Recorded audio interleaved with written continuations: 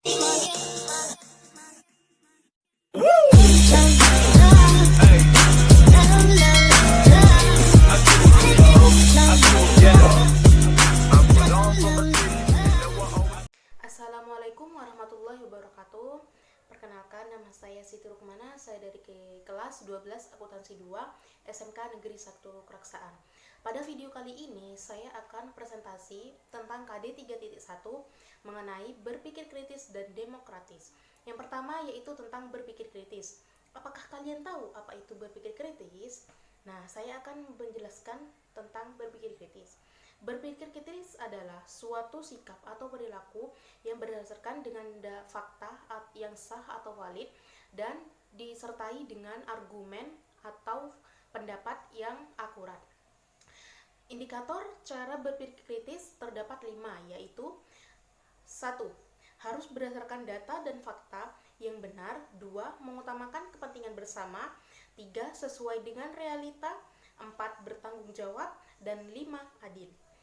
Contoh perilaku berpikir kritis yaitu berlaku adil dalam keluarga, bertanggung jawab dalam masyarakat, bicara dengan teman atau orang tua berdasarkan fakta dan tidak mengada-ngada, memuji kebesaran Allah Subhanahu wa taala dan penciptaan langit dan bumi serta silih bergantinya siang dan malam. Kemudian setelah kita mengamalkan perilaku-perilaku dari berpikir kritis, kita akan mendapatkan hikmah atau manfaat yang kita dapatkan. Yang pertama yaitu dapat menangkap makna dan hikmah di balik semua ciptaan Allah Subhanahu wa taala.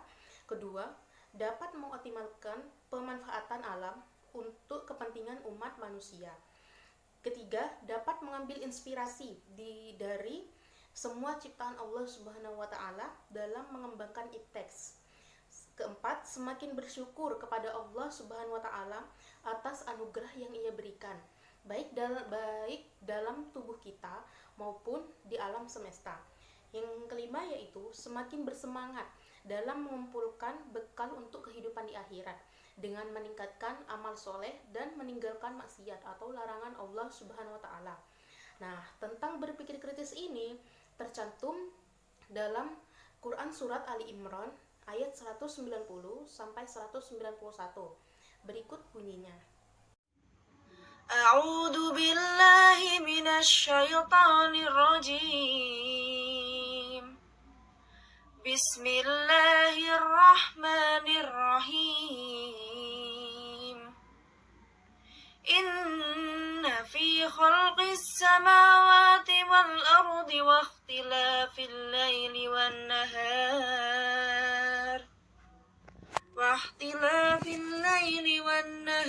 لآيات لأولي الألباب الذين يذكرون الله قياما وقعودا وعلى جنوبهم ويتفكرون في خلق السماوات والأرض ربنا ما خلقت هذا باطلا سبحانك فقنا عذاب النار.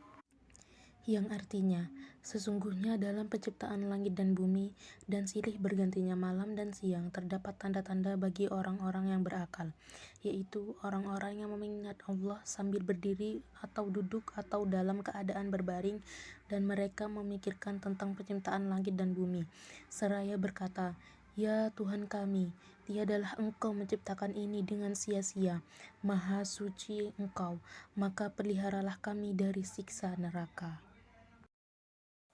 Berpikir kritis ini juga tercantum dalam hadis riwayat Tirmizi yang bunyinya. Hadis riwayat Tirmizi. Kayyisu man dana nafsahu wa amila lima ba'dal maut wal ajizu man asaba'a nafsahu hawa'a wa samanna 'ala Allah. Artinya, orang cerdas adalah orang yang mampu mengendalikan dirinya dan beramal untuk kehidupan setelah mati. Sedangkan orang yang lemah ialah orang yang selalu mengikuti hawa nafsunya dan berharap kepada Allah dengan harapan kosong. Selanjutnya yaitu demokratis. Demokratis berasal dari dua kata, yaitu yaitu demos yang berarti rakyat dan kratis yang artinya kekuasaan. Sehingga menurut istilah demokratis yaitu suatu sistem pemerintahan di mana semua warga negaranya mempunyai hak dan kesempatan yang sama atau setara dalam berkontribusi dalam proses pengambilan keputusan yang menyangkut hidup mereka. Menurut bahasa, dalam Kamus Mu'jam Makayis Al-Lugha, syura memiliki dua pengertian, yaitu menampakkan dan memaparkan sesuatu atau mengambil sesuatu. Pengertian syura menurut beberapa ulama, yang pertama yaitu menurut Ragib Al-Ashafani dalam kitabnya Al-Mufradat fi Gharib Al-Quran mendefinisikan syura sebagai proses mengemukakan pendapat dengan saling mengoreksi antara peserta syura. Yang kedua, menurut Ibnu Al-Arabi Al-Maliki dalam Ahkam Al-Quran mendefinisikannya dengan berkumpul untuk meminta pendapat dalam suatu permasalahan yang peserta syuranya saling mengeluarkan pendapat yang dimiliki. Yang ketiga, definisi syura yang diberikan oleh pakar fikih kontemporer dalam Asy-Syura fi Zili Nizami Al-Hukum Al-Islami. Di antaranya adalah proses menelusuri pendapat para ahli dalam suatu permasalahan untuk mencapai solusi yang mendekati kebenaran. Nah, dari penjelasan tersebut terdapat titik temu di mana syura hanya merupakan mekanisme kebebasan berekspresi dan penyaluran pendapat dengan penuh keterbukaan dan kejujuran. Sementara demokrasi menjangkau ruang lingkup yang lebih luas. Demokrasi menyoal nilai-nilai egaliter, penghormatan terhadap potensi individu, penolakan terhadap kekuasaan tirani, dan memberi kesempatan kepada semua pihak untuk berpartisipasi dalam mengurus pemerintahan. Dalam pandangan ulama atau cendekiawan Muslim tentang demokrasi terbagi menjadi dua pandangan. Satu, menolak sepenuhnya. Dua, menerima dengan syarat tertentu. Menurut para ulama, yang pertama yaitu menurut Abul A'la Al-Maududi. Al-Maududi secara tegas menolak demokrasi. Menurutnya, Islam tidak mengenal demokrasi yang memberikan kekuasaan besar kepada rakyat untuk menetapkan segala hal. Sedangkan Islam menganut paham teokrasi atau berdasarkan hukum Tuhan. Kemudian, menurut Muhammad Iqbal, sejalan dengan kemenangan sekularisme atas agama, demokrasi modern menjadi kehilangan sisi spiritualnya, sehingga jauh dari etika. Demokrasi ini menurutnya adalah demokrasi barat, sehingga ia tidak setuju. Kemudian Iqbal menawarkan sebuah model demokrasi, di antaranya tauhid kepada landasan asasi, kepatuhan kepada hukum, toleransi sesama warga, tidak dibatasi wilayah, ras, dan warna kulit, penafsiran hukum Tuhan melalui ijtihad. Kemudian menurut Yusuf Al-Qardawi, substansi demokrasi sejalan dengan Islam. Hal ini dikarenakan, pertama, dalam demokrasi, proses pemilihan melibatkan banyak orang untuk mengangkat seseorang kandidat yang berhak memimpin dan mengurus keadaan mereka. Kedua, usaha setiap rakyat untuk meluruskan penguasa yang tirani juga sejalan dengan Islam. Yang ketiga, pemilihan umum termasuk jenis pemberian sanksi. Yang keempat, penerapan hukum yang berdasarkan suara mayoritas juga tidak bertentangan dengan prinsip Islam. Yang kelima, kebebasan pers dan kebebasan mengeluarkan pendapat secara otoritas pengadilan merupakan sejumlah hal dalam demokrasi yang sejalan dengan Islam. Kemudian menurut Imara, Islam tidak menerima demokrasi secara mutlak, juga tidak menolaknya secara mutlak, artinya netral. Dalam demokrasi, kekuasaan legislatif membuat dan menetapkan hukum secara mutlak berada di tangan rakyat. Sementara dalam sistem syura atau Islam, kekuasaan tersebut merupakan wewenang Allah Subhanahu wa taala. Jadi, dalam Islam, Allah Subhanahu wa taala berposisi sebagai al-syari' atau legislator. Sementara manusia berposisi sebagai faqih yang memahami dan menjabarkan hukumnya. Yang kelima yaitu menurut Ali Al-Bahasnawi, menurut beliau demokrasi mengandung sisi positif dan negatif. Nah, sisi positifnya yaitu adanya kedaulatan rakyat selama tidak bertentangan dengan Islam. Sementara sisi buruknya yaitu penggunaan hak legislatif secara bebas yang dapat mengarah pada sikap menghalalkan yang haram dan mengharamkan yang halal. Oleh karena itu, Ali Al-Bahasnawi menawarkan islamiasi demokrasi, diantaranya: satu, menetapkan tanggung jawab setiap individu di hadapan Allah Subhanahu wa taala. Dua, wakil rakyat harus berakhlak Islam dalam musyawarah dan tugas-tugas lainnya.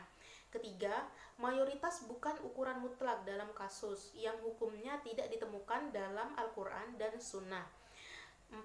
Komitmen terhadap Islam terkait dengan persyaratan jabatan, sehingga hanya yang bermoral yang duduk di parlemen. Kemudian yaitu tentang contoh sikap dari demokratis, yaitu: 1. Berlaku adil terhadap semua anggota keluarga tanpa pilih kasih. 2. Setiap anggota keluarga bebas mengutamakan pendapat. Ketiga, penyelenggaraan pemilihan pengurus kelas dan organisasi sekolah dengan musyawarah. Keempat, pembagian tugas piket atau pembagian kelompok kerja secara merata. Yang kelima, ikut serta menjaga keamanan dan perdamaian masyarakat. Yang keenam yaitu ikut serta dalam pemilihan pengurus organisasi masyarakat, baik secara aktif maupun pasif. Nah, tentang demokratis ini telah dijelaskan dalam Quran Surat Ali Imran ayat 159 yang bunyinya sebagai berikut. A'udzu billahi minasy syaithanir rajim. Bismillahirrahmanirrahim. Fabima rahmatin minallahi linta lahum walau kunta faddan ghalidhal qalbi lanfaddu min hawlik fa'fu anhum wastaghfir lahum washawirhum fil amr fa idza azamta fatawakkal 'ala Allah innallaha yuhibbul mutawakkilin. Shadaqallahul azim. Artinya, maka disebabkan rahmat dari Allah lah kamu berlaku lemah lembut terhadap mereka. Sekiranya kamu bersikap keras lagi, berhati kasar, tentulah mereka menjauhkan diri dari sekelilingmu. Karena itu, maafkanlah mereka, mohonkanlah ampun bagi mereka, dan bermusyawaratlah dengan mereka dalam urusan itu. Kemudian, apabila kamu telah membulatkan tekad, maka bertawakallah kepada Allah. Sesungguhnya Allah menyukai orang-orang yang bertawakal kepadanya. Nah, dari penjelasan yang saya sampaikan tadi, terdapat kesimpulan. 1. Dalam Quran Surat Ali Imran ayat 159 dan hadis riwayat At-Tirmizi menjelaskan bahwa musyawarah termasuk salah satu sifat orang yang beriman. Hal ini perlu diterapkan dalam kehidupan sehari-hari seorang muslim, terutama dalam hal-hal yang penting. Yang kedua yaitu antara musyawarah atau syura dengan demokrasi terdapat titik temu, di mana dalam demokrasi terdapat prinsip syura, yaitu adanya kebebasan berpendapat, keterbukaan, dan kejujuran. Sementara demokrasi menjangkau ruang lingkup yang lebih luas. Nah, konsep toleransi dalam Islam yang dengan menghormati dan menghargai agama lain adalah tidak lain bertujuan agar terciptanya kerukunan antar umat Islam maupun non-muslim, sehingga kita dapat meminimalisir berbagai konflik dan ketegangan yang ada antar agama. Menjadi warga negara Indonesia berarti kita harus menerima dan mensyukuri kelebihan dan kekurangan yang ada di Indonesia. Mari sama-sama bangkit, berpangku tangan dan bersatu padu untuk mengurangi sedikit demi sedikit kekurangan yang ada. Kelemahan kita adalah kurangnya rasa bangga terhadap negara kita dan lebih suka menjiplak budaya luar atau negeri barat dibanding melestarikan budaya kita sendiri. Nah, cukup sekian dari presentasi yang dapat saya sampaikan. Terima kasih. Wassalamualaikum warahmatullahi wabarakatuh.